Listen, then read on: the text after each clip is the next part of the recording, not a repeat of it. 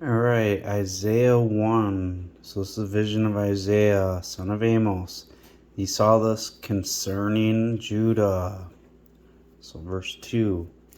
Hear you heavens and give ear, you earth, for Yahweh has spoken. Sons I have nourished and raised, but they rebelled against me. The ox knows its owner, and the ass its master's manger. Israel does not know, my people do not understand. It's the ox that goes to Joseph.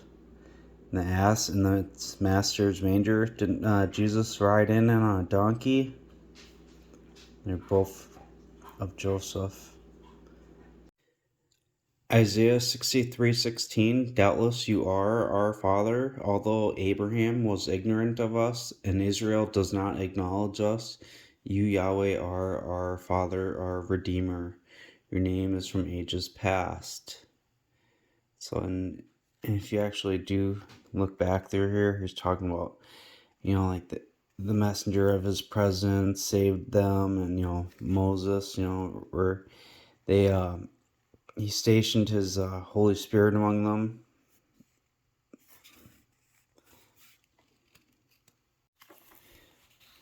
So, why have you allowed us to err from your ways, letting us harden our heart from your fear?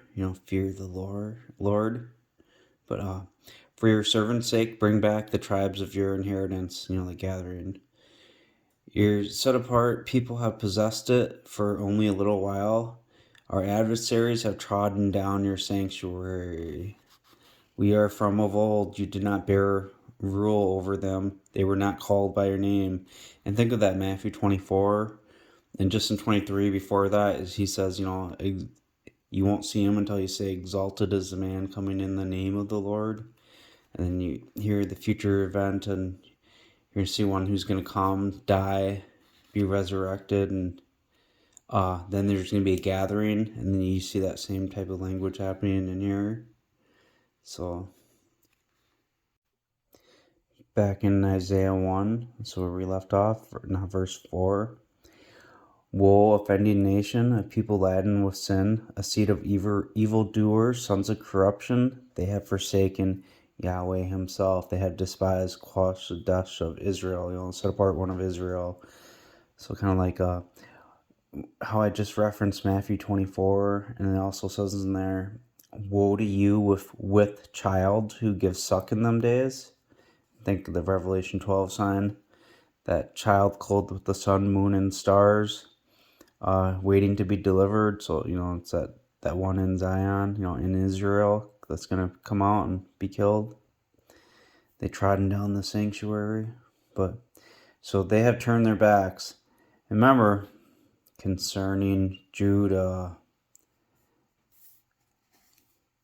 Judah kills the Messiah, and David Ephraim, they killed both Messiahs. You see 1 Thessalonians 2:14-16, how the Judahites they killed Jesus and the prophets, and they're contrary to all men, not pleasing God. So, why should you be beaten any longer? You will revolt more and more. The whole head is sick, the whole heart is faint. So that concerning Judah, why should they be beaten any longer? And, they'll revolt more and more. The whole head is sick, the heart is faint. So Jeremiah 2:28-37, but for the number of your towns are like the number of your gods, Judah. Why will you plead with me? That whole head is sick. They're all faint. You have all transgressed against me, declares Yahweh. In vain I have struck your sons. They have received no correction. Look, why should you be beaten any longer? You will revolt more and more. Whole head is sick, the heart is faint. Concerning Judah. And look, Jeremiah 3:10. And yet for all this, your treacherous sister Judah has not turned to me for whole heart, but with falsehood. So in vain they struck their sons of Judah. They don't receive correction. The whole head is sick. Your own sword has devoured your prophets like a destroying lion. O you generation, speaking of Judah, perceive the word of Yahweh. Have I been a darkness to Israel, a land of darkness? Think of that Micah 5:2. But you of Bethlehem Ephratah, being the least among the thousands of Judah. Judah is that darkness. Why do my people, speaking of that Judah, we roam around, we will come to you no more? Because, they're not going to really come to Yahweh no more because, look, their treacherous sister Judah has not turned to me with her whole heart, but with falsehood.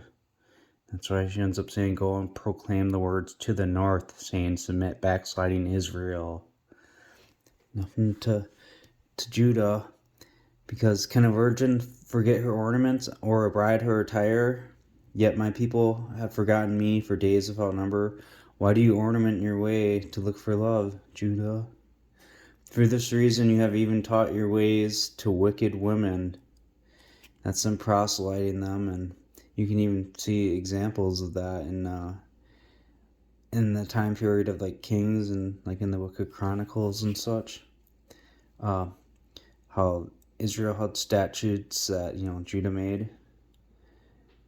Traditions of men.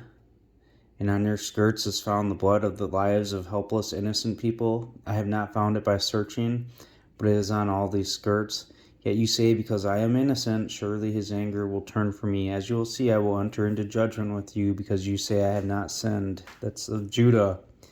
And this kind of goes to their proselytes and how they're going to be ashamed of Egypt and Assyria. You see that language in Hosea. But it says Yahweh has rejected your objects of trust. It's the Judah. So back in Isaiah 1, this is concerning Judah. So the whole head is sick, the whole heart is faint. From the sole of the foot to the head, there is no soundness in it. Wounds and bruises and purifying sores have not been closed, nor have they been bound.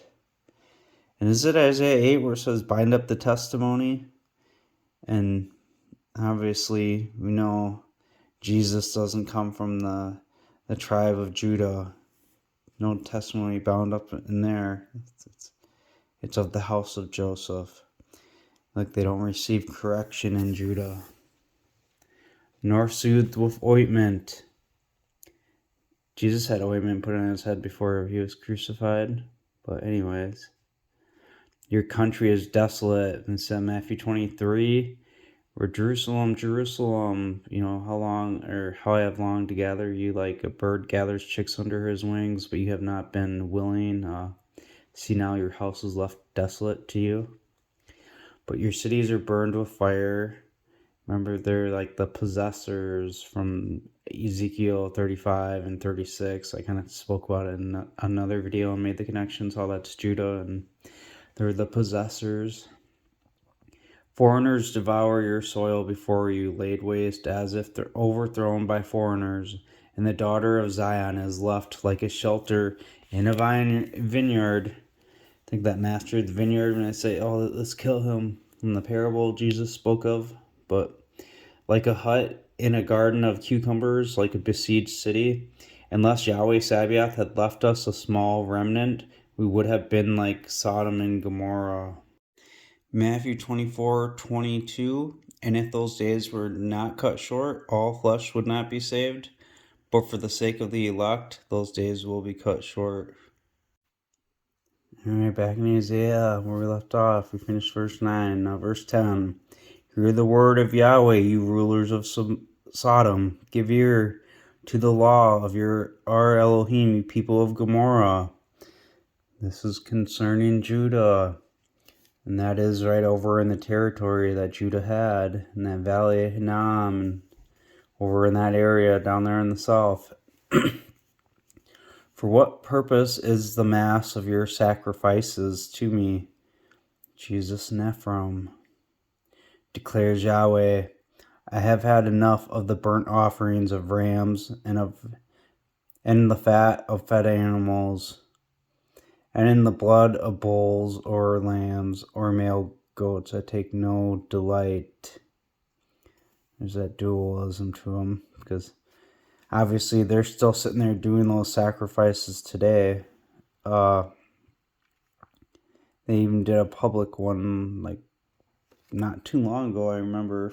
I mean, it was probably a few years ago. They might still be doing them, but I don't pay too much attention to them over there because, I mean, they're losers. So why do I want to put all my time into them other than exposing them? When you come to appear before me, who requires this from your hand to trample my courts?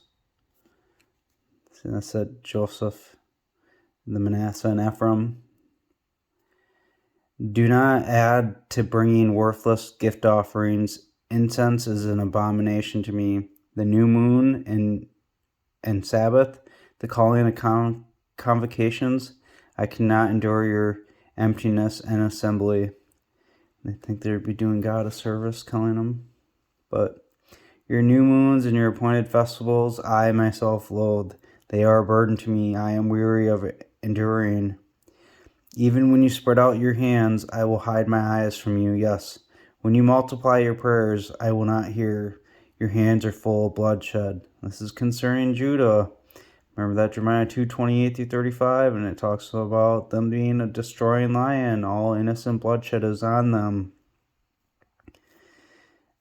I mean, they pollute the Sabbath too. And if you read in Hebrews 3 and 4, some right around there, but they talk about, you know, like if Joshua had given you rest, and consequently there remains another, you know, rest. It's kind of like using the Sabbath was kind of also a foreshadowing of heavenly things. You know, the day of rest you're going to get from your enemies when Ephraim returns after being killed. But wash yourselves, make yourselves clean, put away the evil of your deeds from before my eyes. Cease from doing evil, learn to do well, look for justice, relieve the oppressed, defend the fatherless. And look, Judah didn't do any of that. Plead for the widow. Come now, and let us settle the matter together, declares Yahweh. Although your sins are like scarlet, they will be as white as snow. Although they are red like crimson, they will be like wool. If, see that, there you go. If you are willing and obedient, you will eat the good of the land. And they don't. But if you refuse and rebel, you will be devoured with the sword, for the mouth of Yahweh has spoken. Jeremiah 8 said, bring out the bones of the kings of Judah, the bones of the governors, the priests, bones of prophets, bones of the inhabitants of Jerusalem out of their grave. And they will spread them before the sun and moon and all the starry array that they loved, which they have served. Talking about their new moon and Sabbaths and stuff. After which they have walked, in which they have sought, in which they have worshipped. They will neither be gathered nor buried. Now remember how I mentioned in Matthew 24, how I showed verse 22, but if you kept reading that, it talks about seeing the sign of the Son of Man and then sending the messengers to the four corners of the earth to gather. And yeah, Judah's not going to be gathered. They will be as dung on the face of the earth. They will choose death rather than life by all who remain of this evil family. Because look, how can we say we are wise? The law of Yahweh is with us. Look, the lying pen of the scribes has certainly worked deceit. And that's all on Judah, that lying pen of the scribes. Chapter 11, verse 9. And Yahweh said to me, a conspiracy is found among the men of Judah and among inhabitants of Jerusalem. Jeremiah 17:1, the sin of Judah is inscribed with a pen of iron, with the point of a diamond, carved on the tablet of their hearts, and on the horns of your altars, while their sons remember the altars and their grooves, by the green trees on the high hills.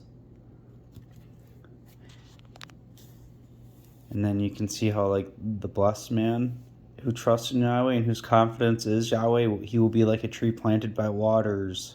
He spreads out its roots by a stream. And so trees, they're planted in clay. Iron doesn't mix with clay.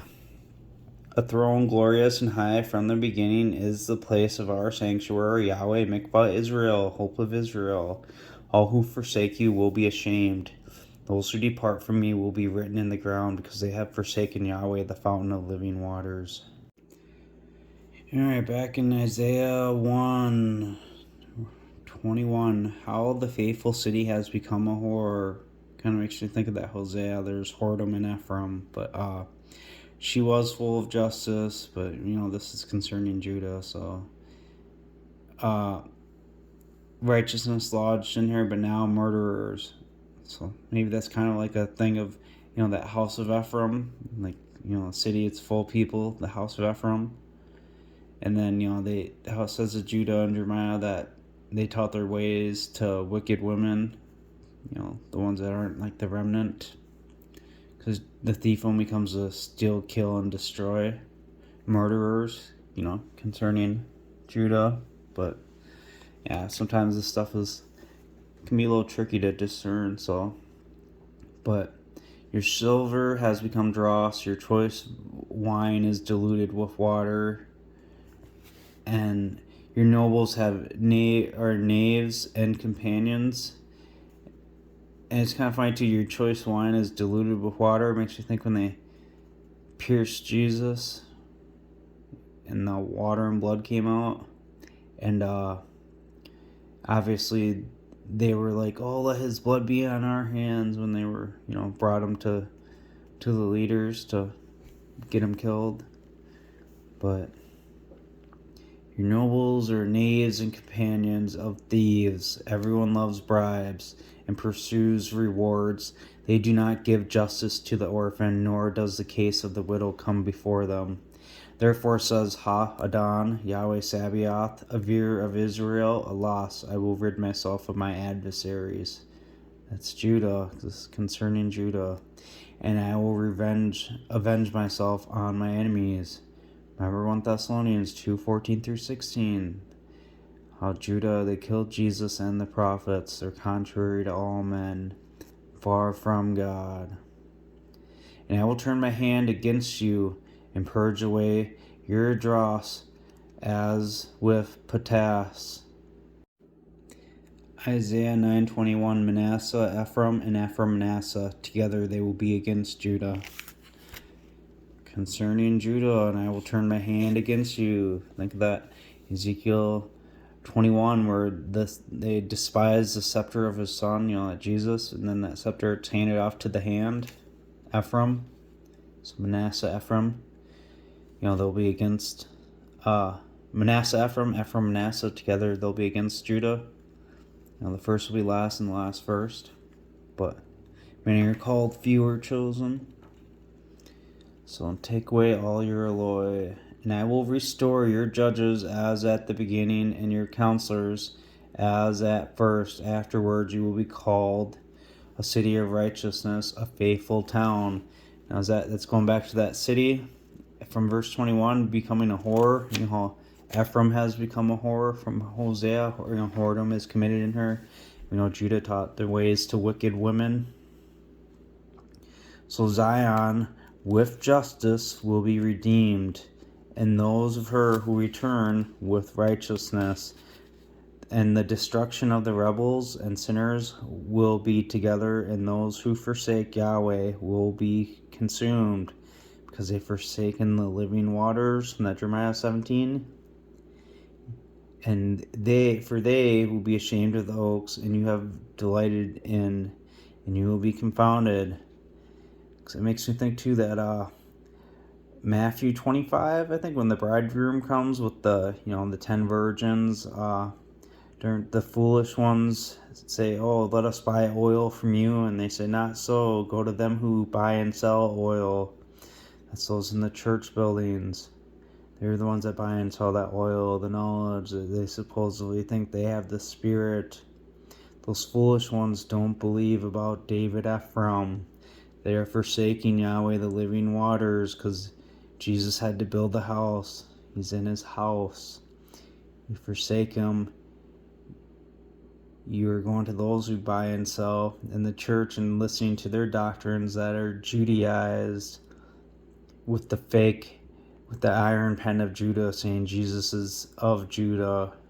It hides up the fact that it's Joseph, Manasseh, and Ephraim, which will cause you to forsake the living waters because you believe a single Antichrist doctrine. You are receiving the mark of the beast when you deny David Ephraim. Because of the gardens you have chosen, for you will become like an oak whose leaves fade, and like a garden that has no water. The strong will be like hemp fiber, and the work of it like a spark, and they will both burn together, and nobody will quench them. Isaiah 10:17, and the light of Israel will be for a fire, and its Holy One for a flame, and it will burn and devour its thorns and its briars in one day. And it will consume the splendor of the forest and its fruitful field, both soul and body, and they will be as when standard bearer faints, and the rest of the trees of the forest will be few, so that a child can write them. You have a name written between your eyes and on your right hand. You can have that name of God written on your forehead, or is it going to be of the beast? The Or of Israel, the light, the Koash Dash, the Holy One.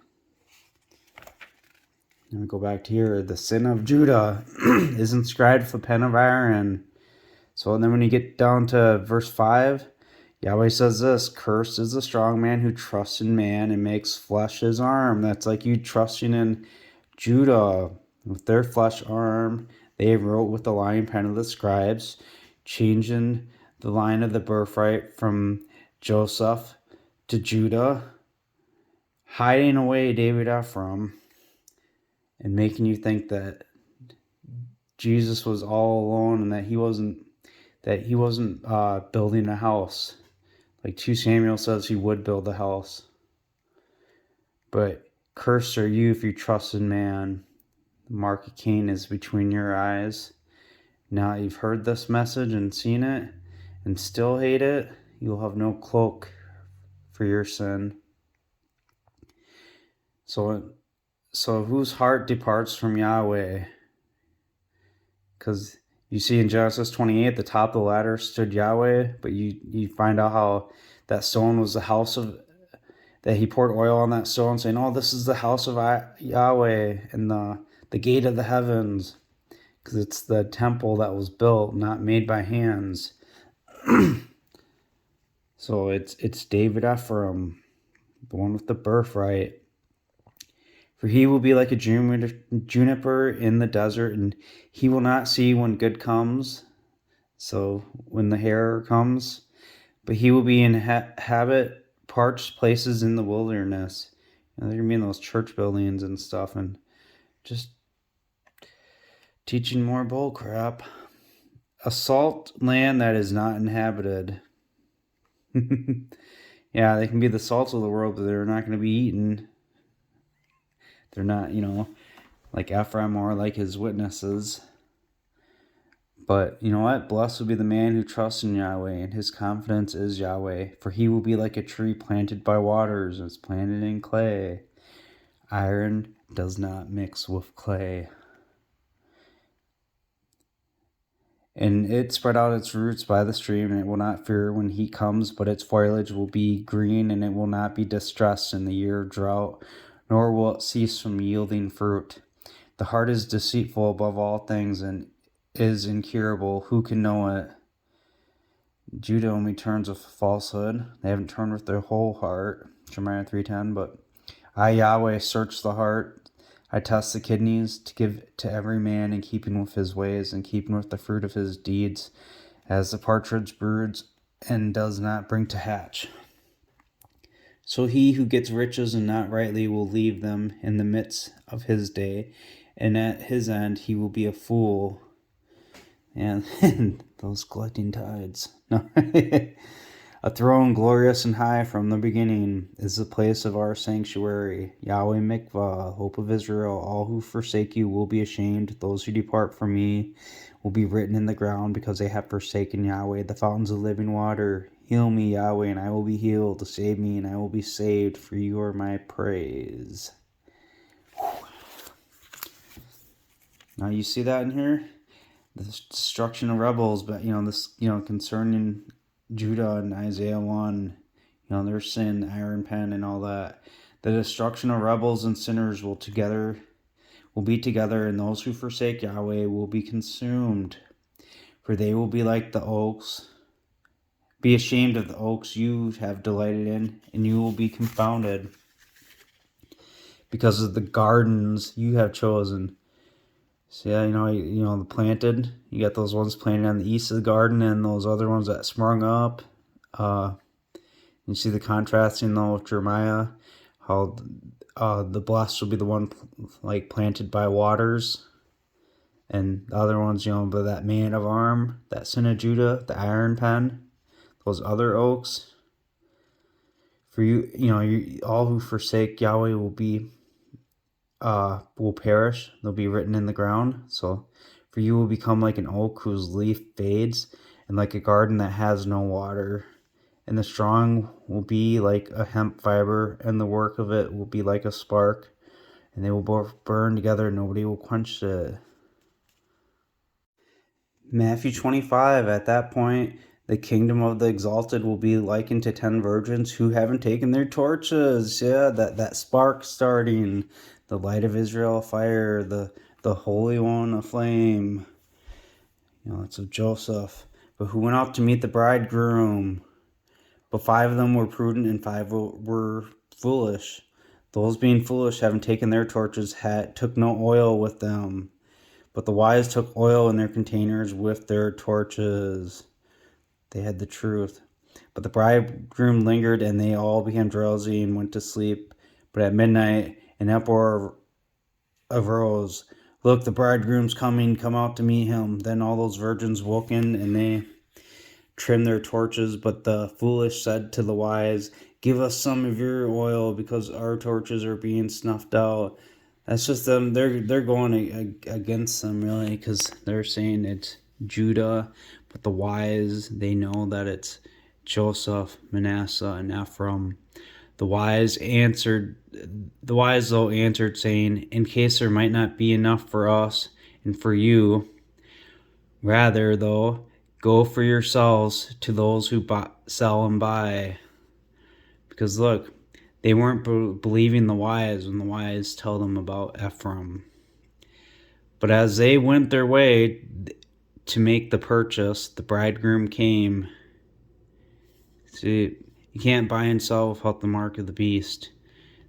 They're in the church system. That's where they're making their purchase. That's where their truth is. But it's not the truth of the word. It's from the flesh of men, their arm, that they trust. They are not trusting Yahweh in his word. So the bridegroom came, and those ready went in with him to the wedding feast, and the door was shut. Afterwards, the other virgins came as well, saying, Lord, Lord, open for us. But in answer he said, truly I say to you, I do not know you. Watch, therefore, you know neither the day nor the hour in which the Son of Man is coming.